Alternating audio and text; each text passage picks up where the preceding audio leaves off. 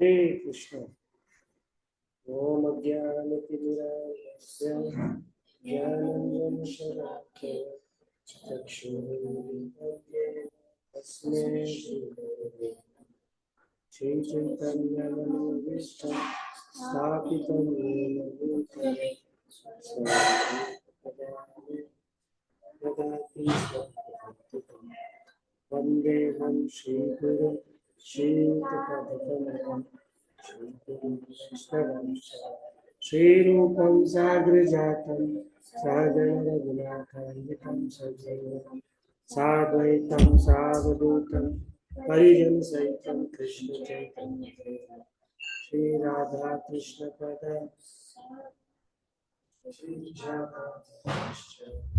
हे कृष्ण करुणा सिंधु दीनबंधु जगतपते गोपेश गोपिका कांत राधा कांत नमोस्तुते तप्त कांचन गौरंगी राधे वृंदावनेश्वरी वृषभानुसुते देवी प्रणमामि हरिप्रिये वंशाकल्पतरुभ्यश्च कृपा सिन्धुभ्यैव च पतितानां पावनेभ्यो वैष्णवेभ्यो जय श्री कृष्ण चैतन्य प्रभु नित्यानंद श्री अद्वैत गदाधर श्रीवासादि गौरभक्तवृंद हरे कृष्णा कृष्ण कृष्ण हरे हरे राम राम वाचालं अंगुलं लंघते गिरिं यत्कृपाहं तमवन्दे श्रीगुरो दीनतारिणं श्रीचैतन्येश्वरं हरि ओम तत्सत्। हरे कृष्णा। तो सभी भक्तों का स्वागत है।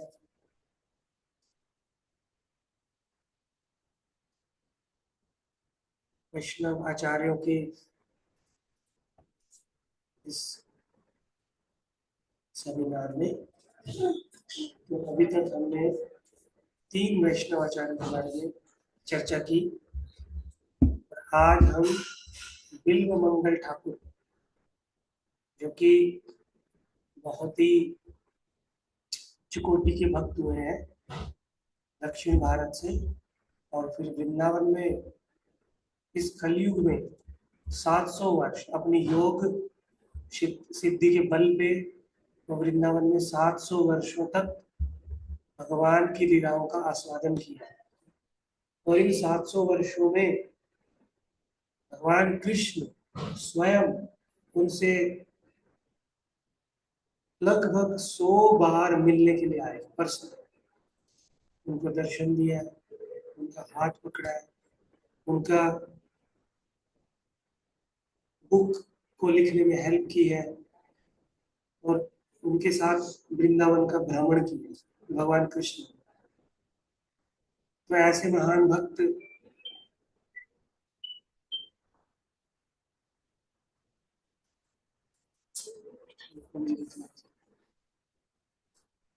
ऐसे महान भक्त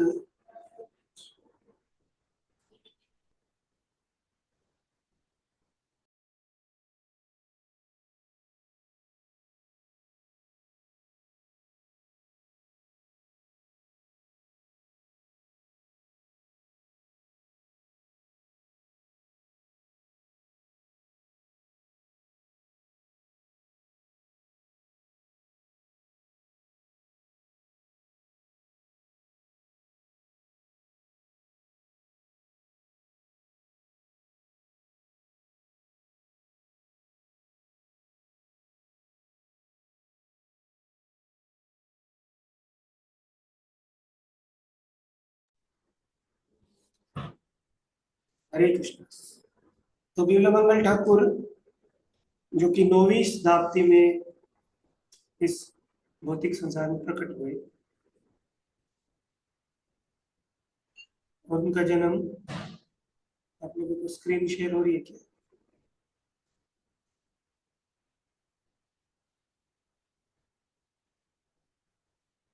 ब्राह्मण परिवार में उनका जन्म हुआ, जो कि बचपन से ही बहुत बुद्धिमान थे और सारे शास्त्रों को पढ़ने में निपुण थे। लेकिन अपने पिछले जन्मों के कुछ प्रारब्ध के कारण, पिछले जन्मों के कुछ कर्मों के कारण बिल्वमंगल जो है वो बहुत ही बुरे एसोसिएशन में पढ़ के अपने आप का पतन करा चुके थे। तो वास्तव में वो ब्राह्मण थे, लेकिन उनका पतन एक निम्न व्यक्ति की तरह हुआ। लेकिन बाद में फिर वही पतन जो है वो भक्ति का कारण भी बना उनके जीवन में। तो कृष्ण वेणा नदी है दक्षिण भारत में। हरे कृष्णा, प्लीज अपना माइक बंद रखिए। पड़ी पड़ी सुना ले।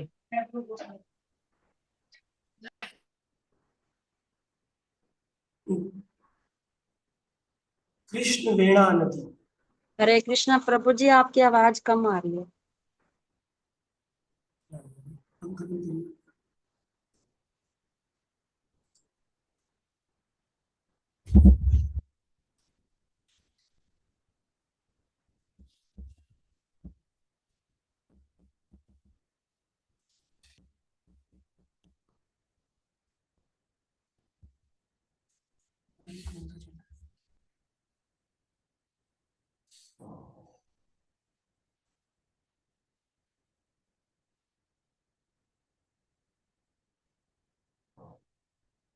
एक सेकेंड होल्ड कर।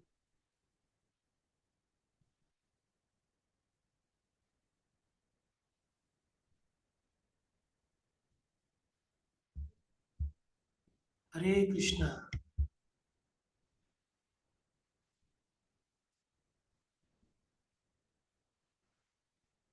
हरे कृष्णा। थोड़ी कम आवाज।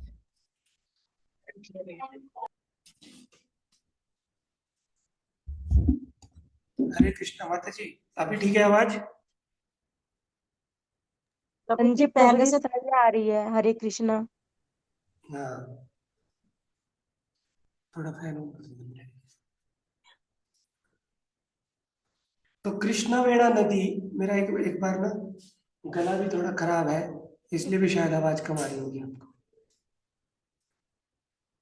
कृष्ण वेणा नदी जो कि दक्षिण भारत में है, तो उस नदी के पश्चिम तट पे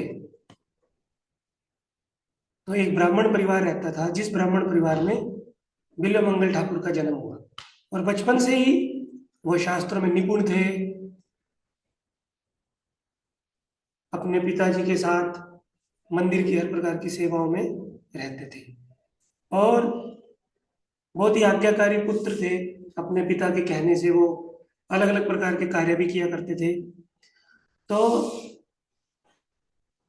कोई भी अगर उनको किसी चीज को, किसी वस्तु को अगर खरीदना होता था, तो कृष्णावेणी नदी के पूर्व तट की तरफ बहुत बड़ा मार्केट था, जिस मार्केट में वो घर के लिए कुछ सामान, सब्जी, मसाले या घर का कोई भी जो जरूरी सामान है उस समय जो मिलता हुआ 9वीं शताब्दी में, वो लेने के लिए जाते थे।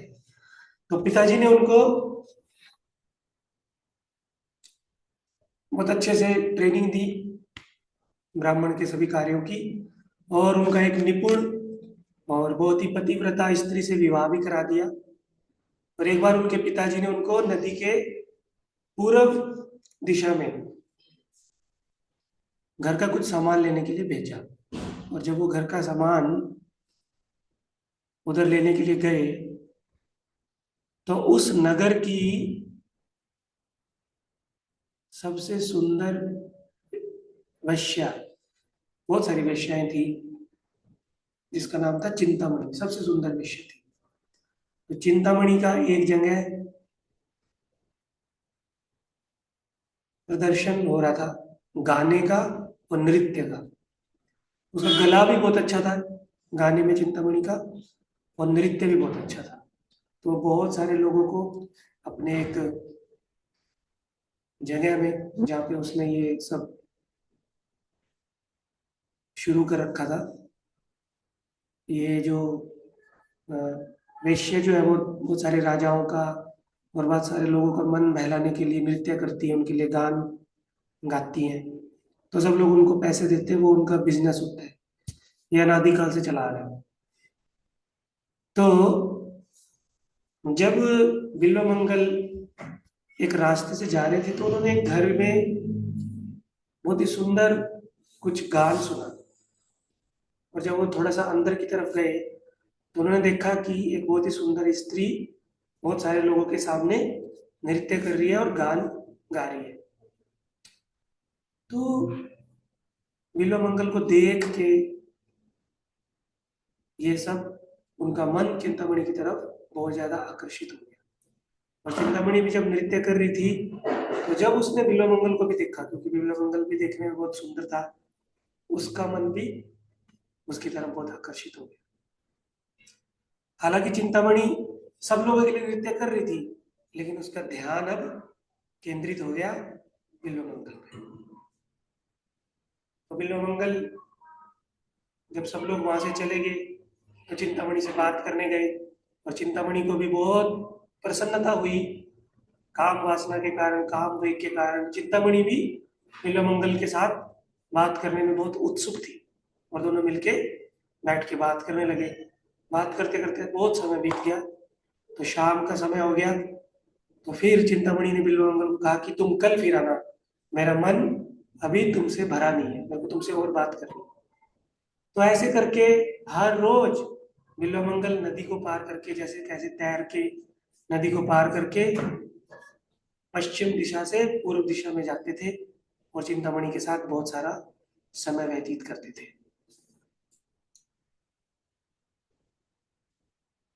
और हम अपने जीवन में भी देखते हैं बहुत बार कि कोई भी हम अगर हमको अपने जीवन में मिलता है तो कभी कभी किसी किसी विशेष व्यक्ति के साथ, प्रभु जी का किसी प्रभु जी के साथ, माता जी का किसी माता जी के साथ, या कभी विवाह से पहले या विवाह के बाद भी ऐसा देखा जाता है कि हमारा किसी के प्रति एक नेचुरल अट्रैक्शन होता है ना। नेचुरल हमारा किसी के प्रति एक झुकाव हो जाता है, उससे हम लोगों को बात करना, उनसे कुछ गाइडेंस लेना, या उनके अनुगत्य में रहना, या उनके साथ अपने बात शेयर करना, ऐसे नेचुरल हो जाता है। जैसे आप लोग देखते हैं ना, स्कूल में जब बहुत सारे बच्चे पढ़ते हैं तो 20-30 बच्चे अगर क्लास में होते हैं तो कुछ बच्चे जो है वो आपस में एक दूसरे से दोस्ती कर लेते हैं अपने नेचर के अनुसार, अपने स्वभाव के अनुसार। तो भीलामंगल और चिंतामणि का जो पहली दृष्टि में इतना ज्यादा अट्रैक्शन हो गया, क्लोज, तो इसके पीछे एक सुंदर बहुत पास्ट टाइम है कि बिल्वमंगल जो थे वो पिछले जन्म में एक बहुत बड़े साधु थे।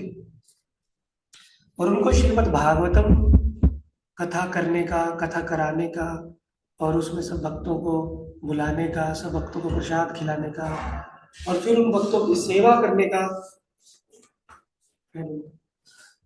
का बहुत उत्साह था।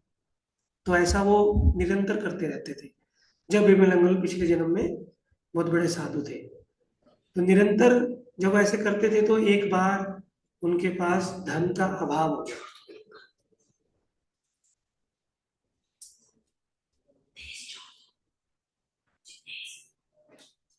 तो जब उनके पास धन का अभाव हुआ तो वो इधर उधर घूमने लगे, देखने लगे कि कहाँ से मुझे धन की प्राप्ति होगी।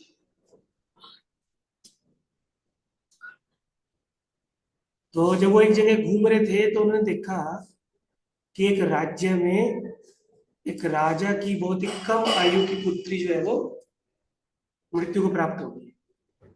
लगभग 16 से 18 वर्ष राजा की पुत्री की आयु रही होगी, और इस एज में राजा की पुत्री शरीर को त्याग देती, मृत्यु हो जाती है किसी कारणवश। तो राजा बहुत दुखी होते हैं, और राजा सोचते हैं कि मैं अपनी पुत्री का विवाह करता, अभी तो विवाह करने का समय था, लेकिन मैं उसका विवाह नहीं कर पाया। और विवाह में मैं उसको बहुत सारा दहेज देता, बहुत सारे आभूषण देता, लेकिन कोई नहीं, मैं अपनी पुत्री को आभूषण, गहने जो है वो अभी भी दूंगा। तो जब उनकी पुत्री की अर्थी निकलने के लिए जा रही होती है, तो वैदिक शास्त्रों में ऐसा भी एक नियम है कि अगर पुत्री का विवाह नहीं हुआ तो हमारे सनातन धर्म में बच्चे को, छोटे बच्चे को जो है वो अग्नि नहीं देते, उनको जमीन में दफना देते हैं। आप लोग सुना होगा ये बात। छोटा बच्चा जब कोई किसी भी बीमारी के कारण या किसी दुर्घटना के कारण किसी बच्चे की मृत्यु हो जाती है तो उसको अग्नि नहीं देते, उसको जमीन में दबा देते। तो राजा ने भी ये निश्चय किया कि वो अपनी पुत्री को बहुत अच्छे से दुल्हन की तरह सजा के जमीन में दफनाएंगे। तो जब वो अपनी पुत्री को लेके आए जमीन में दफनाने के लिए एक जगह में, जंगल में, तो बिल्वमंगल ठाकुर जो पिछले जन्म में साधु बने हुए थे, जिनको भागवत करने के लिए, भक्तों को दक्षिणा देने के लिए पैसे की कमी हो गई थी, उन्होंने देखा कि अरे ये तो मरी हुई स्त्री के ऊपर इतने सारे, मरी हुई कन्या के ऊपर इतने सारे आभूषण डाल रहे राजा, तो जब राजा इनको दफना के चला जाएगा तो मैं बहुत सारे आभूषण ले लूंगा और उससे भागवत कथा का आयोजन कर दूंगा। तो जब राजा अपनी पुत्री को दफना के गए तो बिल्वमंगल ने मिट्टी को हटा के पुत्री के आभूषण निकालने शुरू कर दिए। तो उस कन्या की आत्मा की आवाज आई, हे सन्यासी, ये तुम क्या कर रहे हो? तो सन्यासी बोला कि मुझे भागवत कथा करने के लिए धन चाहिए और ये आपके आभूषण तो वैसे भी मिट्टी में मिल जाएंगे, अच्छा है कि मैं इसको भगवान की सेवा में लगा दूं। तो पुत्री बोली ठीक है, तुम्हारा भाव तो अच्छा है, लेकिन मेरे ये आभूषण मत लो। तुम क्या करो, मेरे पिताजी के पास जाओ और मेरे पिताजी को बोलना कि तुम्हारी पुत्री का जो बिस्तर है, पलंग है, उनका जो पाया है लकड़ी का, उस पाए के नीचे 2 सोने की ईंटें रखी हुई है, छोटी छोटी, और वो 2 सोने की ईंटें आप मेरे पिताजी को बोलना देने के लिए, वो तुमको दे देंगे और उससे तुम भागवत कथा का आयोजन कर लेना। तो राजा के पास गए, वो राजा ने खुदाई कराई बिस्तर के नीचे, तो 2 सोने की ईंटें पड़ी थी। राजा ने वो सन्यासी को दे दी। सन्यासी ने बहुत अच्छा भागवत कथा की, सबको प्रसाद खिलाया, 7 दिनों तक भागवत कथा चलती रही। लेकिन जब दक्षिणा देने की बारी आई तो साधु के पास फिर से पैसा खत्म हो गया, लक्ष्मी खत्म होगी। तो फिर उसको यही विचार आया कि 7 दिन हुए हैं, वो कन्या जो है उसके आभूषण अभी भी खराब नहीं हुए होंगे, मैं जाके उनको निकाल लेता हूँ। फिर से वो वहां पे खुदाई करने लगे और उन आभूषणों को निकालने के लिए हाथ लगाने लगे। और 7 दिनों में कन्या का शरीर जो था वो थोड़ा गलना शुरू हो गया था और उनके वस्त्र जो है वो नष्ट हो गए थे। कन्या जो है वो निर्वस्त्र और गले हुए शरीर के साथ वहां पे पड़ी थी। तो जब साधु उनका हार निकालने लगे तो कन्या की आत्मा ने फिर से बोला, हे साधु, इतना मैंने तुमको समझाया मेरे आभूषण मत लो, लेकिन तुम मानते नहीं हो। बोले नहीं नहीं, भागवत कथा तो होगी थी, अभी थोड़ा दक्षिणा लेनी है भक्तों को, दक्षिणा नहीं देंगे तो मेरी जो भागवत कथा है वो समापन नहीं होगी, तो इसलिए मुझे कुछ आभूषणों की आवश्यकता है, मुझे लेने दो। तो कन्या बोली तुम मानोगे नहीं ना, ठीक है ले लो आभूषण, लेकिन मैं तुमको श्राप देती हूँ, अगले जन्म में, इस जन्म में तो तुम्हारी भक्ति सिद्ध होएगी नहीं, लेकिन अगले जन्म में भी तुम एक उच्च कुल में पैदा तो होगे, लेकिन तुम्हारा आचरण जो है वो नीच की तरह रहेगा, एक निम्न व्यक्ति की तरह रहेगा और पूरा संसार तुम्हारी आलोचना करेगा। तो साधु बोलने लगे, मेरा कोई गलत उद्देश्य तो नहीं है, मेरा उद्देश्य तो भक्तों की सेवा करना है तुम्हारे आभूषण से, मेरा उद्देश्य तो भगवान की भक्ति करना है इस धन से, तो इतना बड़ा श्राप मेरे को मत दो, मेरा जो उद्देश्य है उसको थोड़ा समझो। तो कन्या ने फिर से बोला, कन्या की आत्मा ने फिर से बोला, ठीक है, मैंने जो तुमको श्राप दिया उस श्राप के कारण तुम नीच कुल में जन्म तो लोगे, लेकिन साथ ही साथ तुमने मेरे को छुआ है, आभूषण उतारने के लिए तुमने मेरे नग्न शरीर को छुआ है, इसलिए मैं ही तुम्हारे पतन का कारण बनूंगी और एक वैश्य के रूप में जन्म लूंगी। और तुमने मेरे से रिक्वेस्ट की है कि तुम्हारा उद्देश्य गलत नहीं है इस धन को लेने का, तो उसी जन्म में जब मैं वैश्य बनूंगी, मेरे ही कारण तुमको लोग धुतकारेंगे, लेकिन मेरे ही कारण जो इस जीवन में तुम्हारी भक्ति का स्तर भाव के लेवल पे है, भाव से वो कृष्ण प्रेम के लेवल में पहुंचेगा। तो इस प्रकार से उस कन्या ने जो इस जीवन में चिंतामणि बनी है, उस साधु को श्राप दिया जो इस जीवन में बिल्वामंगल ठाकुर बने। तो हम लोग अभी प्रेजेंट कंडीशन में आ जाते हैं। तो बिल्वामंगल ठाकुर और चिंतामणि, बिल्वामंगल रोज कृष्णवेणी नदी को पार करके पूर्व दिशा में जाते हैं और चिंतामणि के साथ अपना समय व्यतीत करते हैं। तो इसके कारण पूरे गांव में, पूरे नगर में ये खबर फैल गई कि ब्राह्मण का पुत्र देखो कैसा नीच काम करता है, एक वैश्य के साथ जाके अपना समय व्यतीत करता है। पहले तो सुबह जाता था, शाम को आ जाता था, फिर रात को भी वहीं पर रुकने लग गया, फिर 3-3 दिन तक भी वापस नहीं आता। तो जब ये पूरे नगर में खबर फैल गई तो बिल्वामंगल के माता पिता को बहुत दुख हुआ, और उस दुख के कारण उनके पिताजी ने शरीर त्याग किया। तो बिल्वामंगल ठाकुर उनके पुत्र थे, उनका कर्तव्य था कि वो अपने पिता का अंतिम संस्कार करें, लेकिन बिल्वामंगल को तो होश नहीं है, चिंतामणि के प्रेम में इतना मग्न है।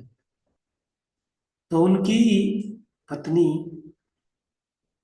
नदी पार करके चिंतामणि के आश्रम, तो नहीं बोलेंगे उसको, आश्रम तो होता है जहाँ पे भगवान के नियम के अनुसार आ जाता है। चिंतामणि का जो क्या बोलेंगे, घर भी नहीं बोलेंगे उसको,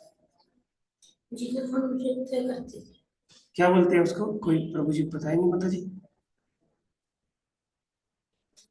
व्यापार करती थी जहाँ पे वो, उनके व्यापार करने की जो जगह थी, तो वहां पे एक बहुत ही दुर्लभ पतली सी और बहुत असहाय सी ब्राह्मणी जाके खड़ी हो जाती है और चिंतामणि को पुकारती है। चिंतामणि बाहर निकल के आती है।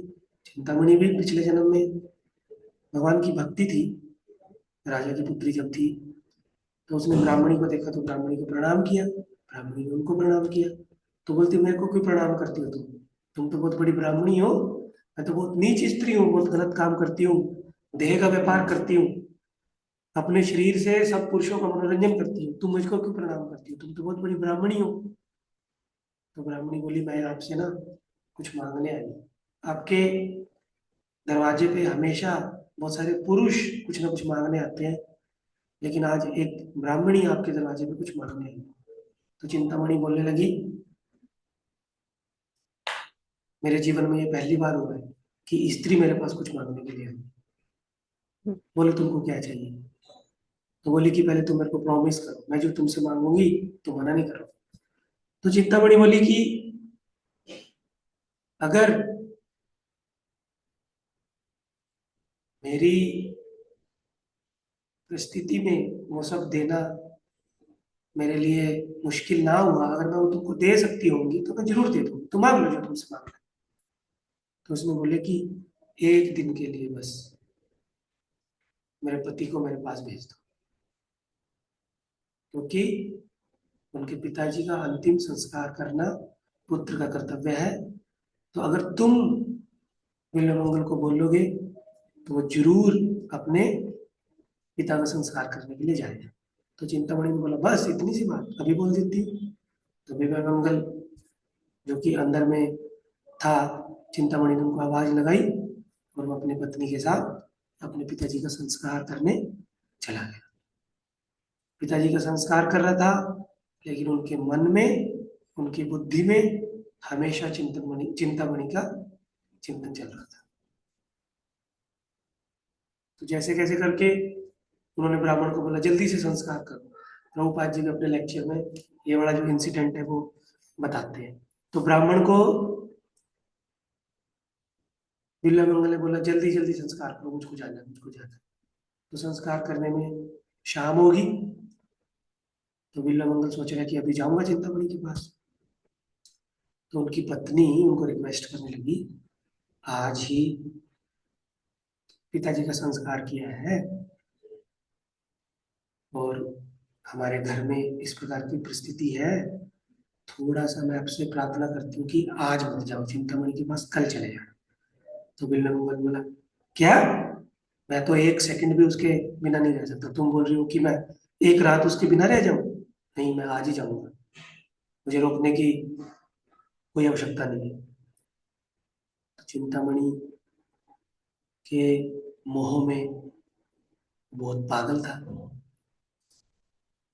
लेकिन उनकी पत्नी भी प्रयास करना चाहती थी, तो वो भी अपना प्रयास कर रही थी और उनको रोकते रोकते दोनों नदी के किनारे पे पहुंच गए, जिस नदी को पार करके बिल्ला मंगल को उस तरफ जाना था। तो जब वो नदी के किनारे पे पहुंचे तो बहुत सारा आंधी तूफान, बिजली कड़कने लगी। तो बिल्वा मंगल जब नदी में प्रवेश किया तो उसने देखा नदी की धारा बहुत तेज है, थोड़ा सा प्रवेश किया फिर वापस आ गया। तो उनकी पत्नी ने सोचा कि मेरा पति नदी में प्रवेश कर गया है, मैं अपने पति को रोकने के लिए नदी में प्रवेश कर जाती हूँ। जैसे उनकी पत्नी ने नदी में प्रवेश किया तो नदी का पानी बहुत तेज था, गहरा था, उनकी पत्नी डूब के उस नदी में ही मर जाती है। और विमला मंगल बार बार प्रयास कर रहा है जाने का, लेकिन उनसे नदी पार नहीं हो रही। इतने में उनकी पत्नी, जो उनके सामने ही अभी, उनको पता नहीं था कि मेरी पत्नी डूब के मर गई है, डूब के मरी थी, उनकी डेड बॉडी बिरला मंगल के सामने तैरती हुई आई। तो बिरला मंगल को लगा, वो चिंतामणि मुझे कितना प्रेम करती है, देखो वो मेरे भाव को समझ गई है, इस नदी को पार करने के लिए मेरे लिए एक नौका भेज दी है। अपनी ही पत्नी के मृत शरीर को बिरला मंगल ने नौका समझा और उसको यूज किया नदी को पार करने, उसका सहारा लेके।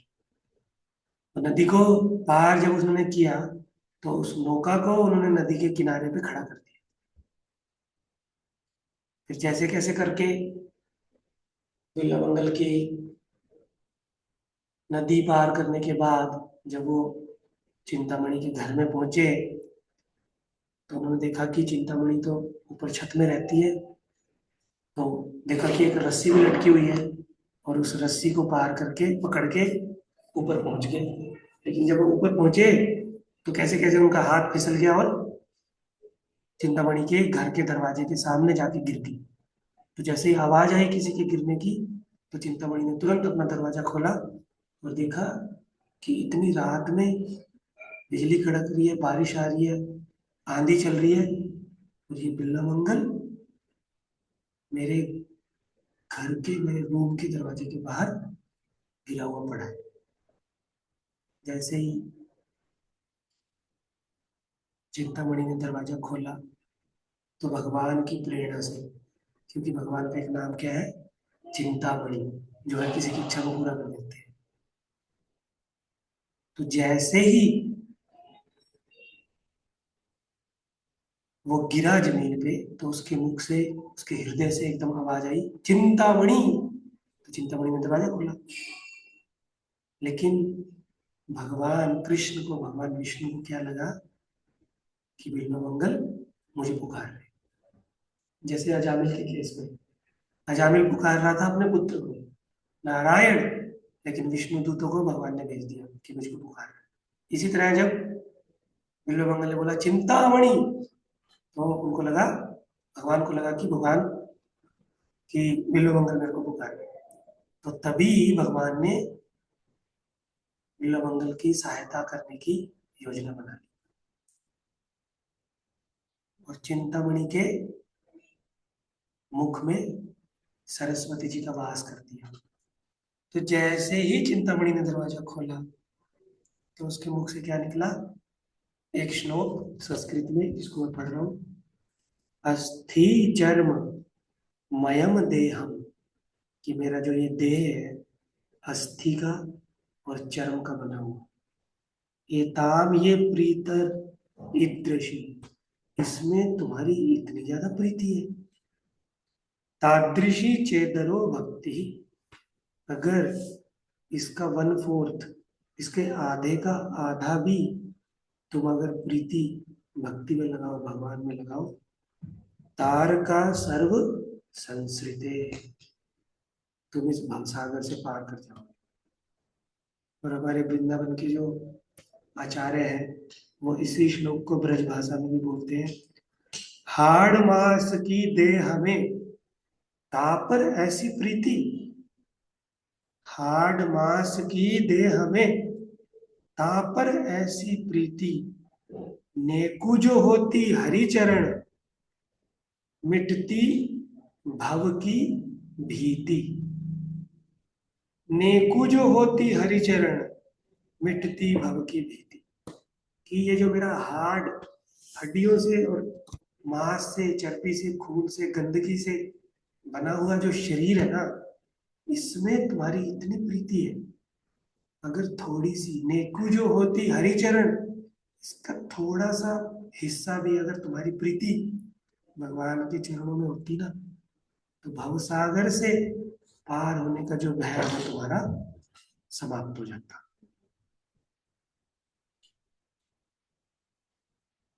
ऐसा बोलते हैं कि चिंतामणि बिल्वमंगल ठाकुर से इतना प्यार करती थी, और बिल्वमंगल भी चिंतामणि से बहुत प्रेम करता था, कि उसके कारण चिंतामणि ने भी अपना जो काम था दूसरों के सामने कीर्तन करना, दूसरों के सामने नृत्य करने का और गाना गाने का, वो व्यापार भी छोड़ दिया था। अब वो नृत्य करती थी केवल बिल्वमंगल के लिए। तो एक बार भगवान खुद से चिंतामणि की परीक्षा लेने के लिए आए। भगवान ने नारद मुनि को मंत्री बना दिया और खुद एक राजा बन गए, और अपनी माया से एक राजमहल बना दिया, और नारद मुनि को भेजा, जाओ चिंतामणि को बुला के लाओ नृत्य करने के लिए। तो चिंतामणि के पास गए नारद मुनि महामंत्री बन के। कभी को भगवान किसी भक्त से दूसरा काम नहीं करवाते हैं। नारद मुनि ये काम करने के लिए सही पर्सन नहीं है, लेकिन भगवान कभी कभी ऐसी योजना बनाते हैं। तो नारद मुनि को चिंतामणि के घर में भेज दिया, और उनको बोला कि जितना तुम्हारा वेट है, हमारे राजा बोल रहे हैं उतने तुमको हीरे जवाहरात सोना देंगे, उतनी लक्ष्मी धन देंगे, तुम एक बार हमारे राजा के सामने जाके नृत्य कर दो। तो चिंतामणि बोली नहीं, नहीं नृत्य करूंगी। तो भगवान को कंफर्म हो गया कि चिंतामणि की आसक्ति भी बिल्वमंगल ठाकुर में उतनी ही है जितनी बिल्वमंगल ठाकुर की चिंतामणि। तो फिर जब चिंतामणि ने बिल्वमंगल को ये 2 श्लोक सुनाए, प्रभुपाद जी इस बात को लिक्विड ब्यूटी, एक कहानी है उससे कनेक्ट करते हैं। कोई भक्त लोग सुनाएंगे ये कहानी लिक्विड ब्यूटी? प्रभु जी, माता जी।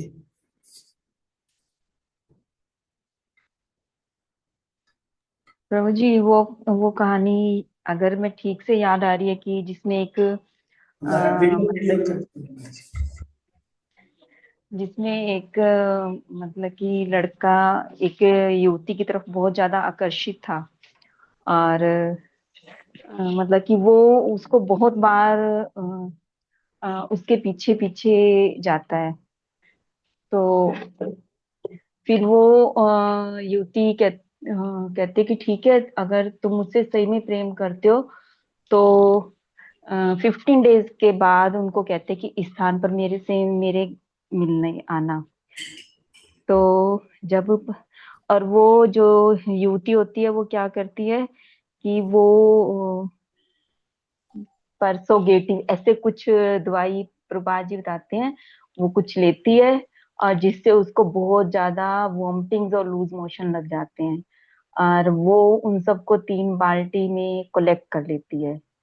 और जब वो जो युवक है उस स्त्री से मिलने आता है, तो वो जब दरवाजा खोलती है कहते कि भी तुम कौन हो? एकदम बूढ़ी स्त्री लग रही होती है, कहते तुम कौन हो? मुझे तो उससे मिलना। कहते मैं वही हूँ। कहते नहीं, वो तुम हो ही नहीं सकती। अ, वो तो बहुत ही सुंदर थी। कहते नहीं, मैं वही हूँ। कहते नहीं, वो तो बहुत सुंदर थी। कहते मैं अपनी सुंदरता दिखाती हूँ कहाँ है। तो वो उनको वो 3 बाल्टियां खोल के दिखाती है, जिसमें उसने अपना जो वॉमिटिंग्स हैं और जो स्टूल है और ये सब चीजें इकट्ठी करके रखी होती है। कहती देखो ये मेरी सुंदरता है जिसके पीछे तुम भाग रहे थे। तो चिंतामणि ने भी बिल्वमंगल को इसी प्रकार का कोई उपदेश दिया और बोला कि अब मैं तुम्हारे साथ नहीं रहूंगी, मैं जा रही हूँ भगवान हरि का भजन करने के लिए हरिद्वार। तो विमल मंगल ने भी बोला ठीक है, तुम अगर हरिद्वार जा रहे हो तो मैं भी जा रहा हूँ यहाँ से सीधा वृंदावन भगवान कृष्ण का भजन करने। तो पिछले जन्म के श्राप के कारण चिंतामणि ही बिल्वमंगल के पतन का कारण बनी थी, और अब चिंतामणि के उपदेश से ही बिल्वमंगल भगवान की भक्ति के लिए दृढ़ संकल्प होंगे और उनको गुरु की तरह प्रणाम करके, दंडवत प्रणाम करके बिल्वमंगल वहां से चले जाते हैं।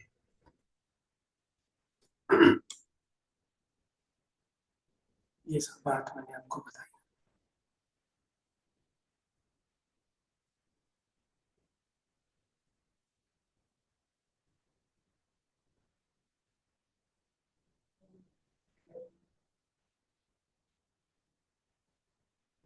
हम्म। तो जब वो रास्ते में जा रहे होते हैं, रास्ते में एक बहुत बड़ी घटना होती है।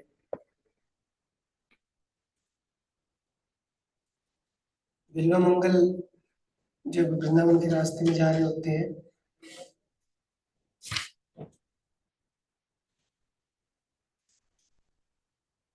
तो रास्ते में जाते जाते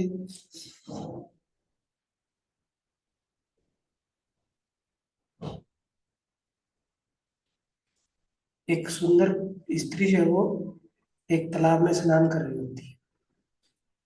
तो बिल्वमंगल उस स्त्री की स्नान करते हुए देख के उसके प्रति आकर्षित हो जाते हैं फिर से। तो उसका पति भी उसके साथ होता है। तो वो दोनों जब स्नान करके अपने घर की तरफ जा रहे होते हैं, तो बिल्वमंगल वृंदावन का रास्ता छोड़ के उनके पीछे पीछे चलने लगते हैं। तो उनकी पत्नी बोलती है देखो ये साधु जो बने हुए हैं, ये बहुत समय से मेरा पीछा कर रहे हैं। तो उनके पति बोलते हैं कोई बात नहीं, कुछ उनको चाहिए होगा, कुछ उनको सेवा चाहिए होगी, इसलिए वो पीछे आ रहे हैं। कोई बात नहीं, अगर वो कुछ बोलेंगे तो देखता हूँ मैं क्या क्या बोलते हैं। तो पति पत्नी जब अपने घर में पहुंचे, तो वो साधु उनके घर में बाहर आके खड़े हो गए, और उनके पति जो है वो साधु के सामने खड़े हुए आके। तो साधु बोलने लगे, साधु को पति बोलने लगे क्या चाहिए। तो उन्होंने बोला कि मैं ना तुम्हारी पत्नी के प्रति बहुत ज्यादा आकर्षित हूँ, मेरे को तुम्हारी पत्नी का संग चाहिए। तो जब बिल्वमंगल ने ऐसे बोला, तो वो जो गृहस्थ था उसको लगा कि ये साधु की ड्रेस में है और इस तरह से बोल रहा है, शायद हमारी कोई परीक्षा लेने के लिए आया है। उनको पूर्ण विश्वास था, और उन्होंने अंदर जाके अपनी पत्नी को बोला तुम जल्दी से अपना श्रृंगार कर लो, बहुत सुंदर वस्त्र धारण कर लो, और एक साधु जो है वो तुमसे अकेले में बात करना चाहता है, अकेले में मिलना चाहता है। तो वो पत्नी बोलती है पतिदेव आप ये क्या बात बोल रहे हो, ये तो युक्ति संगत नहीं है, ये तो अधर्म है। तो उनका पति बोला मैं साधु की सेवा करने के लिए तुमको परमिशन दे रहा हूँ ना, तो जब मैं तुमको परमिशन दे रहा हूँ, जब मैं तुमको आज्ञा दे रहा हूँ, तो ये तुम्हारा अधर्म नहीं है, मेरी आज्ञा का पालन करना तुम्हारा धर्म है। तो अपने पति के कहने से वो स्त्री उस साधु से मिलने के लिए आ जाती है। तो जब बिल्वमंगल उस स्त्री और उस पुरुष, उस दंपत्ति के समर्पण भाव को देखते हैं, तो उनको बहुत हीन भावना हृदय में प्रकट होती है, और वो उस स्त्री को बोलते हैं कि तुम्हारे बालों में जो हेयर पिन है, हिंदी में क्या बोलते हैं? वो चींटी, रबड़ बैंड। माता जी क्या बोलते हैं हेयर पिन को हिंदी में? तो उन्होंने हाँ जी, जूड़ा जूड़ा पिन है जो। जो भी पिन है वो बहुत कील की तरह बहुत नुकीली होती है ना, दो तरफ से। तो बिल्वमंगल ने उस स्त्री से वो हेयर पिन मांगी और उस हेयर पिन को अपनी दोनों आंखों में डाल के अपनी दोनों आंखों को नष्ट कर दिया और जोर जोर से चिल्लाने लगा। और उनकी पत्नी भी बहुत देख के दुखी होगी, पति भी फिर आ गया उसी रूम में। तो देखने लगी कि साधु ने ये क्या कर दिया। तो बोले आपने ये क्या कर दिया। बोले कि जो आंखें मेरे को वृंदावन के रास्ते से भटका रही हैं, जो आंखें मेरे को भगवान का दर्शन करने से भटका रही हैं, उन आंखों का होना और ना होना कोई मायने नहीं रखता, इसलिए मैंने अपनी आंखों को नष्ट कर दिया। फिर इन्हीं आंखों से अगर भगवान का दर्शन नहीं हो रहा मेरे को, तो मैं इन आंखों को रख के क्या करूँगा। फिर वो अपनी फूटी हुई नष्ट हुई आंखों से ऐसे ही अंधे होके वृंदावन की तरफ किसी से पूछ पूछ के जाने लगे। तो जब वो पूछ पूछ के वृंदावन में पहुंचे और वृंदावन में पहुंचने के बाद जब उन्होंने भगवान की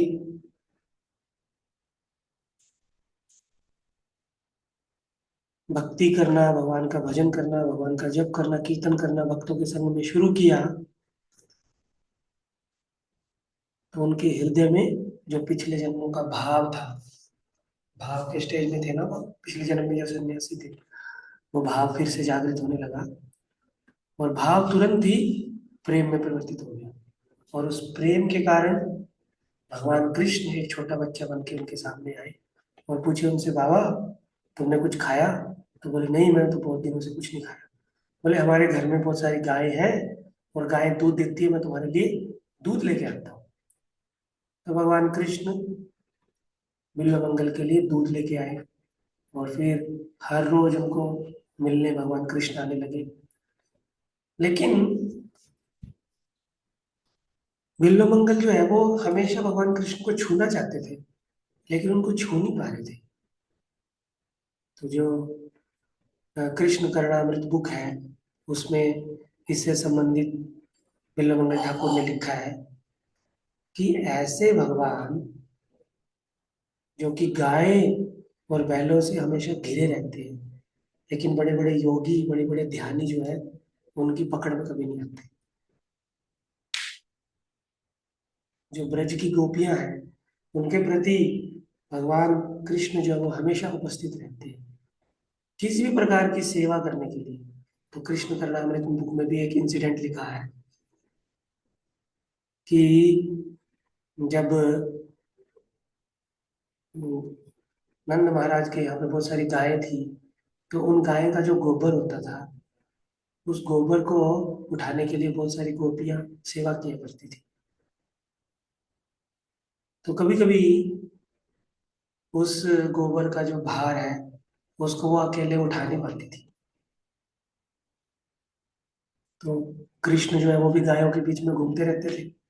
तो वो गोपियां कृष्ण को बोलती थी, ये थोड़ा हाथ तो लगाओ, हमारी हेल्प तो करो इसको उठाने में। तो कृष्ण बोलते, नहीं नहीं नहीं नहीं, फ्री में कुछ काम नहीं होगा, टैक्स लगेगा। बोले कितना टैक्स लगेगा। बोले जितनी बार तुम मेरे से उठवाओगी उतना ही लोंदा, लोंदा मतलब एक मुट्ठी में जो मेरे हाथ में माखन आएगा उतना माखन मैं लूंगा और तुमको ये गोबर का जो भार है वो उठा दूंगा। तो बोले काउंट कैसे करेंगे कितनी बार उठाया। तो कृष्ण क्या बोलते हैं कि काउंट करने के लिए ना तुम एक काम करना, जितनी बार मैं तुम्हारा ये भार उठाऊंगा तुम क्या करना, गोबर से अपनी उंगली को गोबर में टच करना और मेरे गाल पे एक लाइन बना देना, और जितनी लाइनें होंगी उतने ही बार तुम मेरे को माखन दे देना। तो जैसे ही गोपियां भार उठाती, गोबर से अपनी उंगली को, गाय के गोबर से अपनी उंगली को टच करती और भगवान के ऊपर, कृष्ण के ऊपर एक लाइन लगा देती, गोबर की लाइन। और कभी कभी जब गोपियां गोबर को दूर डालने के लिए जाती, तो भगवान सोचते जितनी ज्यादा लाइनें होंगी उतना ही ज्यादा माखन मिलेगा। तो अपने आप भी कभी कभी चीटिंग कर लेते, अपने हाथ से भी गोबर को टच कर देते और एक दो लाइनें एक्स्ट्रा लगा देते थे। तो बिरला मंगल ठाकुर अपनी पुस्तक में लिख रहे हैं, अपनी बुक में लिख रहे हैं कि ऐसे भगवान जो कि गोपियों से इतना सहज प्रेम करते हैं और सहज उपलब्ध रहते हैं, बड़े बड़े योगी और ध्यानी कितना भी उनको पकड़ने की कोशिश करे, पकड़ में नहीं आते। तो वो भगवान से प्रार्थना करते, भगवान मैं भी आपको छूना चाहूँ। उनको समझ में आ गया बार बार जब कृष्ण उनसे मिलने आते थे ना, कि यही साक्षात भगवान है, गजेंद्र नंदन है। तो उन्होंने एक दिन इच्छा की कि मुझे पता है आप ही मेरे गोपाल हो, लेकिन मैं आपको छूना चाहता हूँ। तो भगवान ने उस दिन बिल्वमंगल को अपना हाथ पकड़ा दिया, और हाथ पकड़ाने के बाद उनसे छूट के भाग गई। तो फिर बिल्वमंगल ठाकुर अपने एक श्लोक में लिखते हैं, कृष्ण तुम बहुत नटखट हो, अपना हाथ छुड़ा के तो मेरे से भाग गए हो, लेकिन मैंने तुम्हें अपने हृदय में बंद कर रखा है, हृदय में जकड़ रखा है। मेरे हृदय से अगर निकल के दिखाओ तो तब मैं तुमको मानूं कि तुम बहुत शक्तिशाली हो। हाथ तो तुम छुड़ा के जा सकते हो मेरे, लेकिन मेरे हृदय को छोड़ के नहीं तुम जा सकते। तो इस प्रकार बहुत सारी चीजें कृष्ण उनको बोलते थे, और राधा रानी और कृष्ण का जो इंटीमेट पास टाइम था, भगवान उनको आके बोलते थे, और बिल्वमंगल उनको अपने ग्रंथ में लिखते थे। तो दो ग्रंथ जो है, एक चौराष्टकम और एक कृष्ण कर्णामृत, कि कृष्ण के कानों को जो अमृत की तरह लगता है, कृष्ण को सुनने में भी जो अमृत लगता है, ऐसा ग्रंथ बिल्वमंगल ठाकुर ने लिखे, दो ग्रंथ लिखे थे। तो बहुत ही महान, बहुत ही श्रेष्ठ भक्त हुए भगवान के।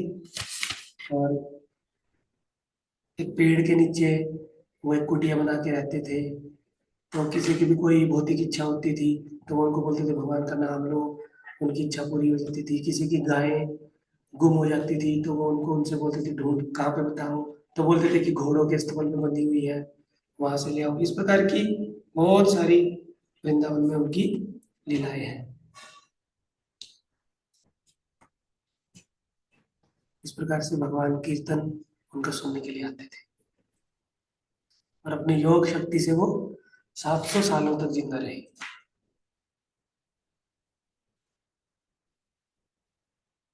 तो जब चैतन्य महाप्रभु 18 वर्षों तक,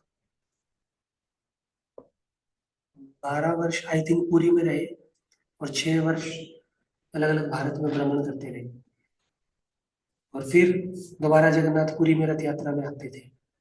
तो जब चैतन्य महाप्रभु दक्षिण भारत का भ्रमण कर रहे थे, तो कृष्णदास कविराज गोस्वामी चैतन्य चैतामृत के मध्य लीला चैप्टर 1 श्लोक संख्या 120 में लिखते हैं कि चैतन्य महाप्रभु दक्षिण भारत से 2 ग्रंथ लेके आए, ब्रह्म संहिता कर्णामृत दुई पोथी पाइना, दुई पुस्तक लई आइला उत्तम जानिया। जैसे कोई पिता कहीं पे घूमने के लिए जाता है और बाद में अपनी संतानों के लिए, अपने आश्रितों के लिए कुछ गिफ्ट लेके जाता है, तो इसी तरह से चैतन्य महाप्रभु भी जब अपनी साउथ इंडिया की यात्रा खत्म करके पुरी में जब वापस आए, तो राय रामानंद और स्वरूप दामोदर के लिए 2 ग्रंथ लेके आए, ब्रह्म संहिता और कृष्ण कर्णामृत, दक्षिण भारत से। और ये ग्रंथ जब चैतन्य महाप्रभु को मिले, तो इससे पहले उनको एक कूर्म पुराण की कुछ लिपि भी मिली थी। कूर्म पुराण में एक ब्राह्मण जो है वो इस दृश्य से बहुत दुखी हो रहे थे कि सीता माता को रावण उठा के ले गया। लेकिन कूर्म पुराण में जब चैतन्य महाप्रभु ने पढ़ा कि नहीं नहीं, ओरिजिनल सीता को लेके नहीं गए थे, वो तो छाया सीता को लेके गया था रावण, ओरिजिनल सीता तो अग्नि में प्रवेश कर रही थी। तो कूर्म पुराण का उस पन्ने को चैतन्य महाप्रभु ने फाड़ लिया, ऑफ कोर्स पुजारी की परमिशन से, और फिर उस ब्राह्मण को उन्होंने उसको दिखा दिया था। तो उसी इंसिडेंट में, उसी लीला में चैतन्य महाप्रभु को ये 2 ग्रंथ भी मिले थे। और अभी भी हमारे इस्कॉन में भक्ति सिद्धांत महाराज की टीका है इनके ऊपर, ब्रह्म संहिता के ऊपर भी और कृष्ण कर्णामृत के ऊपर भी।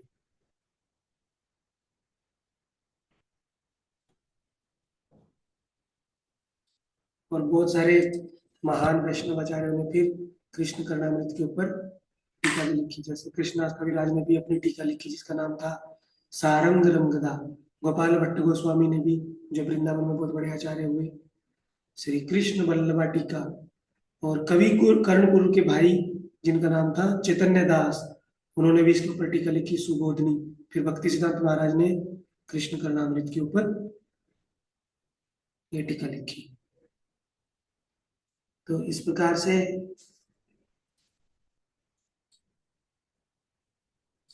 बहुत सारे लीलाओं का आस्वादन करते हुए बिल्वमंगल ठाकुर वृंदावन में रहते थे। तो जब चिंतामणि और बिल्वमंगल ठाकुर मिले थे, तो चिंतामणि ने प्रेम के कारण बिल्वमंगल की एक पेंटिंग बनाई थी, और जब वो हरिद्वार में गई थी तो उस पेंटिंग को कपड़े में बांध के लेके गई थी। तो एक दिन बिल्वमंगल के मन चिंतामणि के मन में बिल्वमंगल को देखने का विचार आया। तो उन्होंने उस पेंटिंग को खोल के देखा, तो उन्होंने देखा कि बिल्वमंगल की आंखों से जो है वो रक्त की धारा बह रही है, क्योंकि बिल्वमंगल ने अपनी आंखों को फोड़ दिया था। और जब वृंदावन में भगवान कृष्ण ने बिल्वमंगल को छुआ, तो उस छूने के बाद बिल्वमंगल को पश्चाताप होने लगा कि मैंने अपनी आंखों को क्यों फोड़ दिया। अगर मेरे पास आंखें होती तो मैं आज भगवान का बहुत सुंदर स्वरूप देख सकता था। तो जैसे ही उनके मन में ऐसी इच्छा हुई, भगवान कृष्ण ने अपना हाथ बिल्वमंगल की आंखों पर रख दिया, और उनकी दिव्य दृष्टि फिर से आ गई, उनकी सिंपल दृष्टि फिर से आ गई, और फिर वो भगवान का दर्शन कर गए। तो जब भगवान कृष्ण की कृपा से बिल्वमंगल को दोबारा से आंखें मिली, उधर हरिद्वार में जो चिंतामणि के पास पेंटिंग थी, उन पेंटिंग में आंखों में से जो खून आ रहा था, वो खून भी अब साफ हो गया। तो चिंतामणि को बहुत आश्चर्य हुआ, ये हो क्या रहा है, कभी तो पेंटिंग में खून आता है, कभी खून चला जाता है। तो दक्षिण भारत से वृंदावन जाने वाले जो लोग थे, वो कभी कभी हरिद्वार दर्शन करने भी जाते थे। तो चिंतामणि ने जिज्ञासा की बिल्वमंगल के बारे में, तो उन्होंने बोला कि बिल्वमंगल ने अपनी आंखें फोड़ दी थी, लेकिन भगवान ने फिर से उनको उनकी आंखें दे दी। तो जब चिंतामणि को पता लगा कि बिल्वमंगल को भगवान का दर्शन हुआ है, तो उनके मन में भी इच्छा हुई कि मैं भी हरिद्वार से वृंदावन जाके बिल्वमंगल से मिलती हूँ, एक बार उनको प्रणाम करती हूँ। तो जैसे वो बिल्वमंगल के पास वृंदावन में मिलने आई, तो बिल्वमंगल के पास उस समय खीर का कटोरा पड़ा था। तो वो खीर उन्होंने चिंतामणि को खाने के लिए दी, उनका हाल चाल पूछा और उनको खीर खाने के लिए दी। तो चिंतामणि ने पूछा कि खीर कहाँ से आई है। तो बिल्वमंगल बोले कि भगवान कृष्ण मेरे लिए खीर लाए। तो बोले आपके लिए भगवान लाए, मैं क्यों खाऊं आपकी खीर, मेरा इस पे कोई अधिकार नहीं है। नहीं नहीं, बोले तुम खा लो, हमारा पहले तो कोई संबंध था, कोई बात नहीं, तुम्हारे कारण ही मैं भगवान की भक्ति करने लगा हूँ, तुम मेरे गुरु की तरह हो, खा लो एक खीर। तो चिंतामणि बोली अगर मैं तुम्हारे गुरु की तरह हूँ, तो अगर शिष्य को भगवान खीर खिलाने आ सकते हैं, तो गुरु को भी आना चाहिए, गुरु तो शिष्य से श्रेष्ठ होता है। तो चिंतामणि ने बोला मैं भी अब तुम्हारी कुटिया के बाहर बैठ के कुछ भी खाना पीना रोक देती हूँ, तपस्या करती हूँ, और अगर भगवान मेरे को जीवित रखना चाहेंगे तो मेरे को कुछ खिलाने के लिए आ जाएंगे, नहीं तो मैं भूख के कारण, प्यास के कारण वृंदावन में अपना शीश त्याग दूंगी। तो बिल्वमंगल बड़ी चिंता में पड़ गए, लेकिन उनको भगवान के ऊपर विश्वास भी था। एक दिन, दो दिन, तीन दिन, चार दिन बीत गए। तो भगवान अपने धाम में रुक्मिणी को बोलने लगे अरे मैं तो अपने भक्त बिल्वमंगल को खिलाने के लिए जाता हूँ, तो मेरा छोटा सा काम कर दो, चिंतामणि को तुम थोड़ा खीर खिला के आओ आज। तो भगवान कृष्ण की अर्धांगिनी रुक्मिणी जी बोली भगवान मैं आपके कहने से चली तो जाऊंगी, प्रभु मैं आपके कहने से चली तो जाऊंगी, लेकिन वो स्त्री जो है हट करके बैठी हुई है कि अगर भगवान ही मेरे को खिलाने के लिए आएंगे तभी मैं खाऊंगी। मैं उसके सामने अगर लेके भी जाऊंगी वो खाएगी नहीं। अगर मैं बोलूंगी भगवान ने भेज दिया फिर भी नहीं खाएगी। आपको ही चलना होगा प्रभु। तो इधर से बिल्ला मंगल ठाकुर भी प्रार्थना कर रहे हैं और उधर से रुक्मिणी जी भी भगवान को बोलेंगे कि आप ही चिंतामणि के लिए भी खीर लेके जाओ। तो चिंतामणि के हट के सामने, उनकी भक्ति के सामने भगवान झुक गए और फिर भगवान कृष्ण दो खीर के पात्र लेके आए। एक पात्र उन्होंने बिल्वा मंगल को दिया और एक पात्र उन्होंने चिंतामणि को दिया और बोला कि इस जन्म में तुम्हारी जो भक्ति थी वो सार्थक हुई और अभी तुम्हारा मेरे धाम में मेरे पार्षद बन के रहने का समय आ गया। तो दोनों ने फिर वहां पे शरीर त्याग दिया और भगवान के धाम में चले। और बिल्वामंगल ठाकुर जो है वो अपनी योग शक्ति के कारण 700 वर्षों तक, और उनके गुरु उन्होंने आई थिंक विष्णु स्वामी संप्रदाय में दीक्षा ली थी। और विष्णु स्वामी संप्रदाय में उनके गुरु का नाम था सोमगिरी महाराज।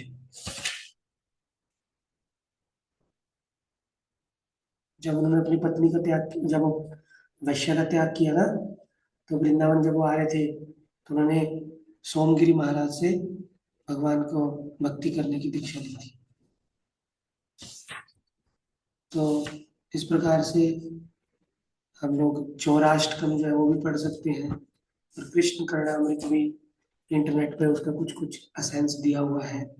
और आज भी हम लोग वृंदावन में गोपीनाथ मंदिर मार्केट में जब हम जाते हैं तो दर्शन कर सकते हैं।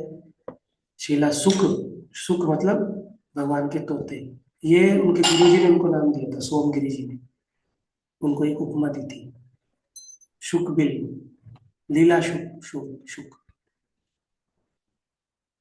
तो हम उनका दर्शन कर सकते हैं और हम बिल्ला मंगल ठाकुर के जीवन से ये समझ सकते हैं कि हमारे जीवन में भी जाने अनजाने में हमसे कुछ गलती हुई है, कुछ अपराध हुआ है, कुछ पाप हुआ है। माया भटकाती रहेगी। माया हमको भटकाती रहेगी, हमारे प्रारब्ध के कारण हमको रुलाती रहेगी।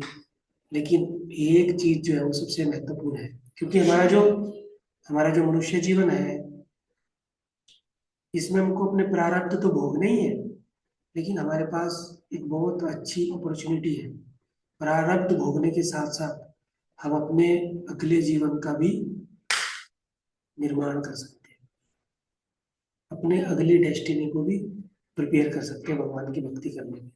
जो भी जानवरों की योनियां है, पशु पक्षियों की योनियां है, उनके पास स्वतंत्रता नहीं है अपने अगले जीवन को बनाने की, लेकिन मनुष्य जीवन के पास प्रारब्ध भोगने के साथ साथ अपने अगले जीवन को बनाने की क्षमता भी है।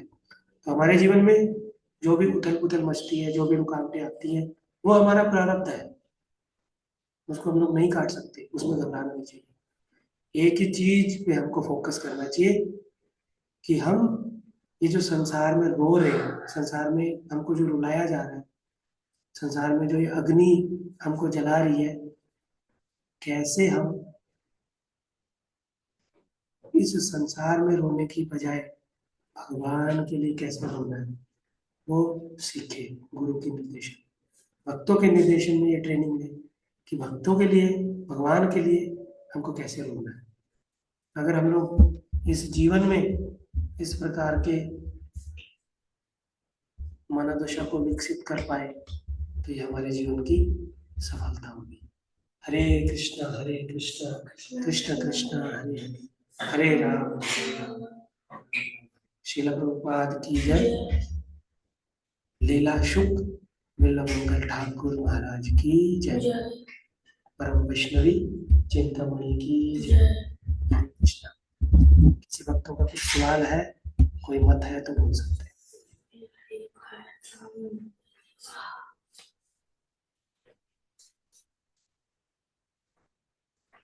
अगर आप लोग कोई वीडियो ऑन करके रहेंगे तो मुझे थोड़ा बोलने में इजी होता है, नहीं तो ऐसे ही इम्पर्सनल सा लगता है, मैं अपने आप को ही देख के बोलते रहता हूँ। ठीक है, भक्त लोग बिजी हो सकते हैं। किसी का कुछ प्रश्न है? हरे कृष्ण माता जी। माता जी की स्क्रीन में गिरिराज गोवर्धन जी का दर्शन हो रहा है। हरे कृष्ण।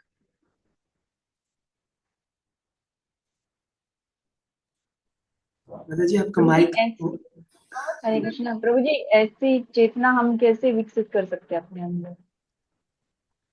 इन आचार्यों की जीवन परिचय को सुन के, अगर हम लोग सुनेंगे ना, तो चेतना विकसित करने के एटलीस्ट भावना तो आएगी। और उस भावना को विकसित करना है फिर से भगवान से प्रार्थना करके, बार बार सुनना है। जब हम सुनते हैं ना, तो इसलिए बोलते हैं ना, भक्ति में श्रवण जो है वो बहुत इंपॉर्टेंट है। आज आप लोग सुने और मेरे को भी बोलने का, भगवान की कथा, भगवान के भक्तों की कथा बोलने का अवसर मिला। तो बोलने से मुझे भी लगा कि देखो बिरला मंगल ठाकुर किस चेतना में थे और कहाँ पहुंच गए। तो हम लोगों की भी चेतना में कुछ खराबी हो सकती है, लेकिन वो भक्ति में रुकावट नहीं है।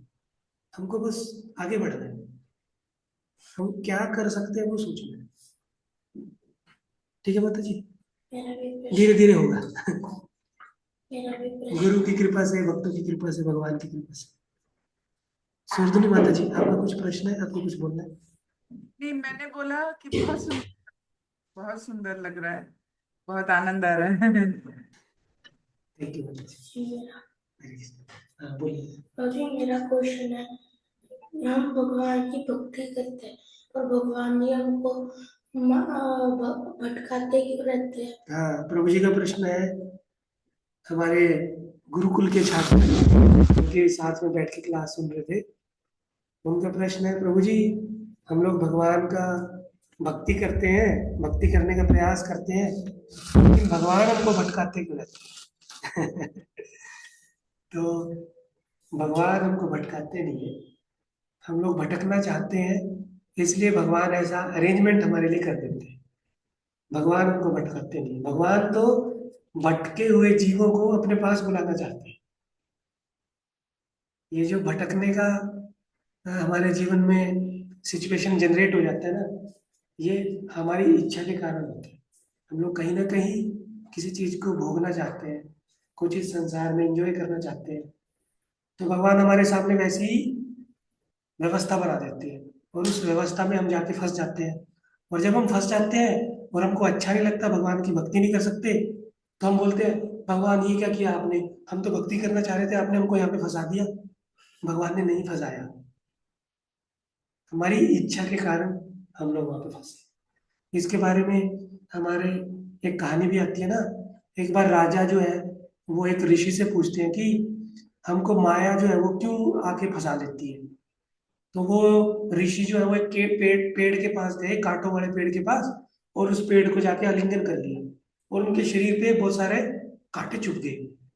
और जब उनके शरीर पे वो कांटे चुभे, तो बोलते हैं कि छोड़ दो मुझको, मत पकड़ो। तो राजा बोलने लगे, अरे ऋषि पागल हो क्या आप खुद तो जाके उन कांटों को लिपट रहे हो और फिर बोल रहे हो कि मेरे को छोड़ दो छोड़ दो। तो ऋषि बोला, राजा यही तो मैं तुमको समझाने का प्रयास कर रहा हूँ। हम लोग जाके अपने आप से माया को आलिंगन करते हैं और फिर बोलते हैं माया ने हमको पकड़ लिया। माया ने हमको नहीं पकड़ा, हम लोग जाके माया को पकड़ते हैं। और फिर जब हम फंस जाते हैं तो बोलते हैं भगवान ने हमको फंसा दिया। ठीक है। हरे कृष्ण।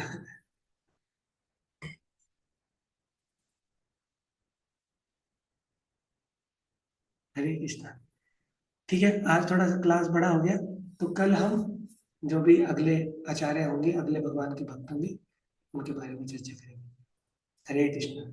सबको बहुत बहुत धन्यवाद।